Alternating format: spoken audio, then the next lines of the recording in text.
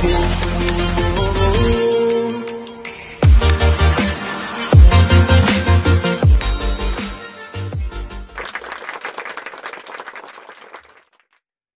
bisa orang tua di sini harus terus mendampingi, harus mau meluangkan waktunya. Karena yang namanya kita ayo sudah dewasa gitu ya, masih kadang pemarahnya muncul, masih kadang apa namanya nggak sabarannya itu muncul. Nah di sini kan sebagai orang dewasa aja kita masih banyak berbuat kesalahan. Ya apalagi anak-anak yang database-nya di dalam kepala mereka ini belum lengkap gitu.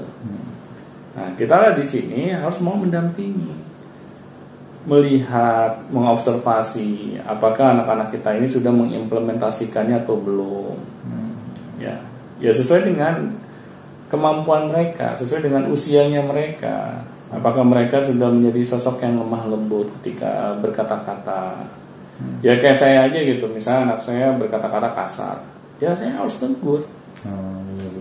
Nggak bisa gitu pas anak kita kasar ngomongnya terus kita anggap kan masih usia anak-anak, wajar lah, ya nggak bisa. Iya, kebanyakan seperti itu ya. Nggak boleh. Padahal ketika anak-anak itu tidak ditegur, nanti besarnya pun gitu. Iya, dia akan besar kepala, dia akan merasa apa yang dia lakukan ini sudah benar karena tidak ada yang mengingatkan, nggak ada yang menegurnya. Nah di sini kadang orang tua salah dalam membuat anak itu paham gitu. Jadi anak itu paham nggak bisa tiba-tiba paham. Harus ada yang mendampingi mereka. Pasti anak itu melakukan kesalahan. Kita ingatkan. Ingatkan gitu ya. Kayak misalnya saya aja pribadi gitu. Ketika saya melakukan kesalahan gitu, misalnya tiba-tiba saya marah di depan anak, terus akhirnya ketika saya sadar, saya harus mau langsung meminta maaf gitu ke orang yang saya kasari misalnya, ya. Karena saya ingin menunjukkan ke anak, orang tua kamu saja itu bukan makhluk yang sempurna, bisa berbuat salah, tetapi dia nggak malu untuk mengakuinya, mau meminta maaf. Nah di sini kan kita harus tunjukkan, kita harus jadi role model nih. Kita harus sadar, kita dilihat sama anak gitu. Jangan kita ingin anak kita melakukan hal baik, kitanya sendiri nggak pernah melakukan. Nah itu. Tapi ada aja Pak ya orang tuanya misalnya rusuh lah gitu, anaknya rusuh gitu, tapi anaknya ada yang sabar. Ada, itu pilihannya Tuhan. Iya ada aja ya. Gitu ya gitu. Ada. Ya bayangin aja sosoknya Rasul ketika dia lahir di zaman apa coba? Zaman gajah, jahiliyah Pak. Jahiliyah. Itu zaman yang seperti apa? Kacau dah Pak. Yang rusak kan? Nah bagaimana coba Rasul dilahirkan di zaman yang rusak, tetapi beliau bisa memiliki akhlak yang baik. Gitu, beliau nggak punya role model di depannya Rasul. Paling pamannya doang, pamannya juga gitu. Iya, pamannya juga sama aja gitu kan, masih melakukan hal yang sifatnya jahiliyah gitu. Kenapa coba menurut aku? Menurut saya sih memang sudah takdir Pak. Ada campur tangan Tuhan di situ. Oh iya. Ya nggak mungkin kan kalau Tuhan nggak menjaga. Kan kita sudah banyak dengar kisahnya gitu. Pas Rasul masih kecil ingin menyaksikan hiburan malam di Mekah, tiba-tiba beliau ditidurkan, belum sempat melihat. Besok paginya baru kebangun. Ditanya sama teman-temannya, kamu menyaksikan apa di kota Mekah? Terus dia bilang, enggak, saya nggak tahu apa-apa, saya keburu ngantuk gitu kan. Itu kalau nggak dijaga sama Tuhan, nggak mungkin. Itu ya different case lah, kasus yang berbeda lah. Beliau kan memang nabi, rasul yang dipersiapkan gitu oleh Tuhan untuk menjadi pemimpin umat ini gitu. Istilahnya manusia terbaik gitu. Pilihan. Ya pasti kan akan dijaga. Betul. Kalau kita menyadari bahwa kita ini bukan nabi, bukan rasul gitu kan. Yang berharap pada kita iya, benar, nggak bisa gitu. Kita harus sadar diri gitu bahwa di sini ada ikhtiar yang harus kita lakukan gitu. Ya kita lah yang harus mau menjaga anak-anak kita. Jangan sampai anak-anak kita ini teracuni dengan hal-hal yang negatif. Karena kalau sampai kita tidak terlibat nantinya ketika anak kita berbuat hal-hal yang kurang baik, ya kita jangan nyalain anak. Ya kita sendiri aja nggak terlibat dalam pendidikan mereka. Kita hanya menyerahkan ke guru, kita hanya menyerahkan ke ustadz. Ya bagaimana anak kita bisa berubah menjadi baik gitu? Padahal anak ini tanggung jawab siapa sih? Dititipkan kepada siapa sih? Jadi jangan anak dipaksa untuk mengetahui sosok seorang Rasul, tapi orang tuanya belum memiliki sama sekali sifat-sifat yang Rasul miliki gitu. Nanti anak bingung gitu. Ini siapa ya? Sosok yang mendekati aja. Iya sih, ada aja tuh kayak teman aku misalnya kan dia dianya maksudnya soleh lah gitu, disediakan soleh. Aku kira kan dengan melihat cara dia soleh seperti itu kan berarti otomatis orang tuanya asik dong gitu. Dulu pas ke rumah dia datang dimarahin. Bisa kayak gini ya gitu. Benar.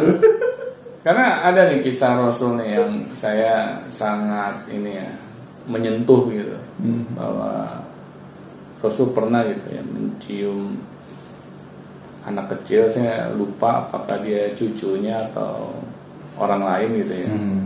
Nah, jadi Rasul mencium keningnya mereka. Saya tuh ditanya sama sahabat, Rasul, saya punya anak banyak tapi satu pun gak ada yang saya cium. Iya kan? Terus Rasul bilang ke orang tersebut, kalau kita tidak menyayangi makhluk yang di bumi, maka makhluk yang di langit juga tidak akan menyayangi kita. Ya. Berarti apa coba di sini pesannya?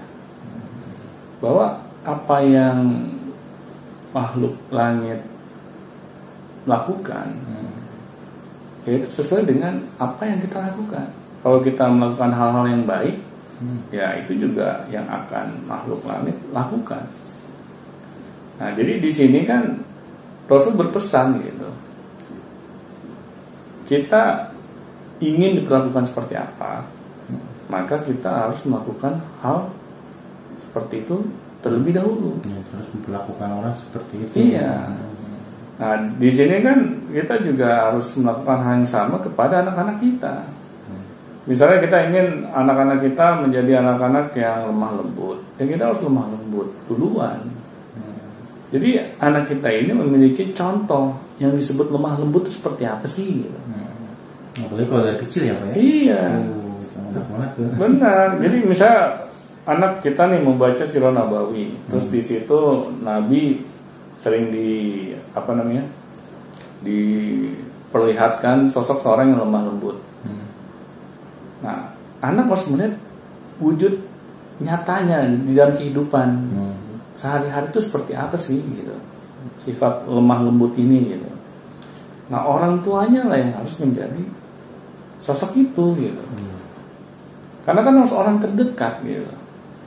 Jadi jangan sampai kita orang tua, kau pengen lihat nih sosok lemah lembut, udah tuh guru kamu. gitu. Iya, jadi yang ditunjuk sama para orang tua hanya orang lain gitu. Seharusnya kan diri kita dulu, agar anak kita ini melihat bahwa oh ternyata sosok seorang Rasul ini sudah ditunjukkan oleh orang tua kita. Itu akan memberikan dampak yang lebih dalam pada si anak. Kenapa? Karena kan antara orang tua dengan anak ini kan memiliki ikatan batin. Jadi kalau itu diisi dengan hal-hal yang baik oleh para orang tua kepada anak-anaknya, wah itu dampaknya akan luar biasa gitu dibandingkan anak-anak kita ini mencontoh orang-orang di luar diri kita. Apalagi mencontoh kartunnya gitu. Biasanya harus nonton kartun gitu ya. Kartun misalnya ini film ini gitu kan. Benar kita nggak bisa gitu. Misalnya kita ingin memperlihatkan ke anak-anak kita nih bahwa sosok seorang Rasul ini seorang yang dermawan.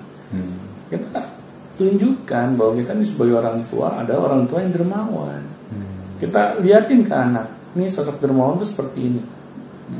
Agar anak paham gitu. Misalnya si orang tua itu memperlihatkan ke anak gitu, dia memberikan sesuatu ke kaum duafa. Ajak anak. Dan suruh anak untuk melakukan. Iya, benar. Ya, ajak bilang gitu ya. Karena itu akan lebih membekas ke dalam batinnya si anak. Karena dia melihat langsung orang tuanya memberikan contoh. Tetapi kalau misalnya ya sikap dermawan aja kalau ada studi tour dari sekolah ke panti asuhan itu doang itu nggak cukup gitu. Harus orang tuanya, malah orang tuanya harus menunjukkan setiap hari ya agar anak mereka ini bisa melihat gitu, oh begini yang namanya dermawan, harus istiqomah, harus konsisten dan menjadi habit gitu ini yang akan lebih membekas gitu.